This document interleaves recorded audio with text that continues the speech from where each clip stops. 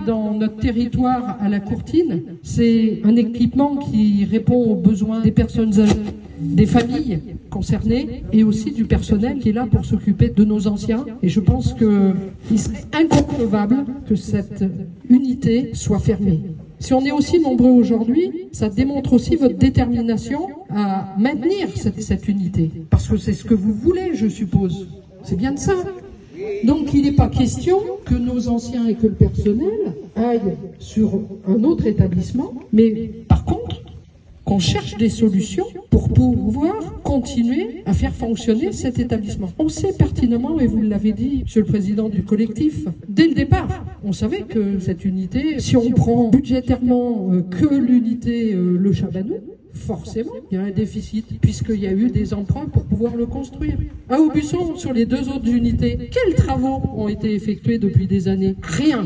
Et c'est pour ça qu'ils sont dans un état déplorable. Donc il n'y a pas d'emprunt. Donc forcément, si on regarde budgétairement unité par unité, on se rend compte que le Chabanou a ce déficit structurel. J'ai les chiffres du CA de 2022. Le centre hospitalier d'Aubusson, il n'est pas en déficit. Il l'a été. Ils ont fait des efforts. Je vais transmettre le compte-rendu à l'ensemble des élus du secteur, comme ça vous pourrez en prendre connaissance, et aussi au personnel et au collectif. Et dans ce compte-rendu, il y a des choses très intéressantes. Parce qu'on sent bien qu'il y a un projet. C'est pas un projet de 2 établissements de 80, c'est un projet de 144 lits, si mes souvenirs sont bons, qui a été validé. Excusez-moi, je vais utiliser une expression, c'est une usine à vieux. C'est de ça qu'ils veulent. Est-ce que c'est de ça qu'on a besoin aujourd'hui? On a plutôt besoin d'avoir des petites unités. Des unités où le personnel prend soin des patients. Et le temps pour pouvoir faire les soins nécessaires. C'est de ça qu'on a besoin pour nos anciens. Et c'est certainement pas des établissements énormes où malheureusement, bien souvent, il n'y a pas le personnel et parce qu'on sait que le budget aujourd'hui au niveau de la santé, il n'est pas là et qui court de tous les côtés et qui laisse parfois nos anciens attendre pendant des heures et des heures d'avoir une toilette ou d'avoir un repas ou un petit déjeuner. C'est pas de ça qu'on veut. On veut des établissements comme celui de la Courtine,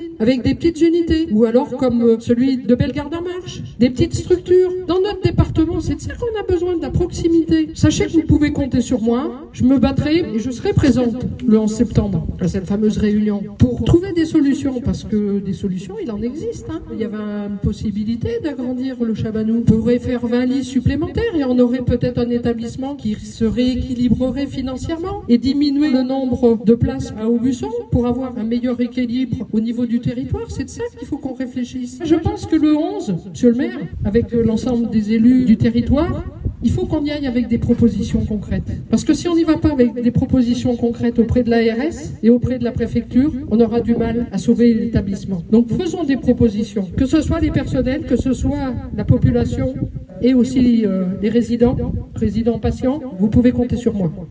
Merci.